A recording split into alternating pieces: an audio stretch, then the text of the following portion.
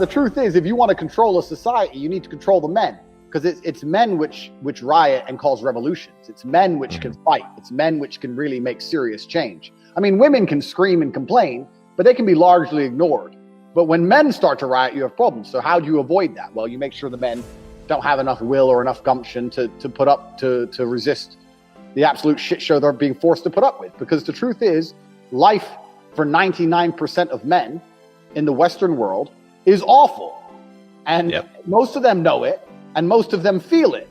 And still they will continue to pay their taxes and go to their job and sit inside of their sexless marriage because they've lost their will to resist. And this is done very specifically. This is done on purpose. It's not an accident. Because otherwise people would stand up and say, wait. What? The price of everything's doubled in the last 10 years. My wages are the same. What's going on?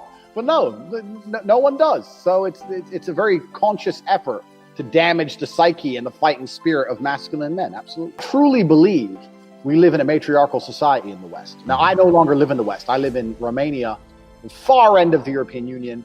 It's like a strange place to kind of live, but I really like it here. But when I go back to the West, I realize just how matriarchal the society is. There's a lot of people on Twitter. I'm quite big on Twitter, and there's guys in the red pill space and the right-wing space who always talk about patriarchy and how they're going to establish a patriarchal household and all this stuff. And I try and explain the laws in Western countries prevent you from ever being a patriarch. If your woman at any point decides to lie and say you hit her, or to say you raped her, or a girl you're sleeping with, he raped me. I had sex with him consensually 9 times, but the 10th time I was drunk and it was rape. Right. And the law, they will come and arrest you.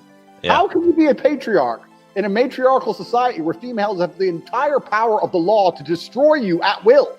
You can't. So the truth is, the reason most men act the way they do is because they know that if push comes to shove, the entire force of the legal system will always side with the female.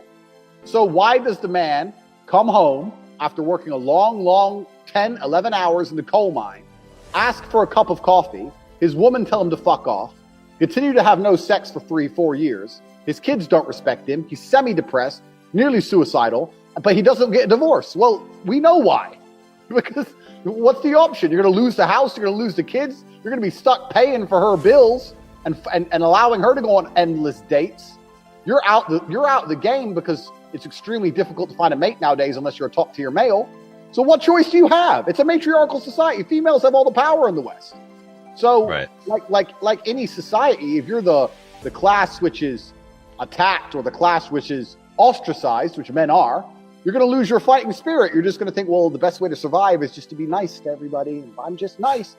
Do. And that's what's happened, because there really is, unless you have that spark, unless you have what it takes to truly build a life which is unique and build a life which puts you beyond the controls of these enforcement mechanisms, then the safest way to live is to be a simp. It's not easy to be like me and run my mouth. I've lived the consequences of talking. I know what can happen, and I'm sure you've been there too with the shit on Twitter and blah blah. Most people can't put up with this. My biggest ever outrage is when, this was about 4 years ago, is when I was still verified on Twitter before I got banned, and I said depression wasn't real.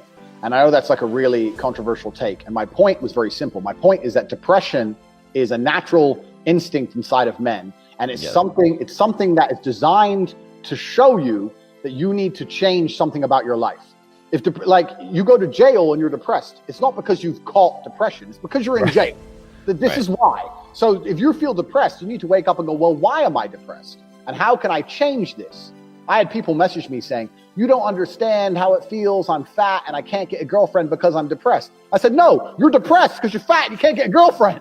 Right. You got it the wrong way around. So when I said depression wasn't a clinical disease and it's simply the result of not living a life that you truly enjoy and you're not happy with, it blew up. It went huge. I had Hollywood stars. I had J.K. Rowling and the guy who plays the Incredible Hulk, and everyone was coming for me. And when this was like the most controversial I got, and everyone was trying to cancel me. And at the time, I was doing television commentary for the cage fighting here in Romania. And when I went into work to commentate, the owner of the organization called RXF, which is like the Romanian UFC, he had a stack of emails like this.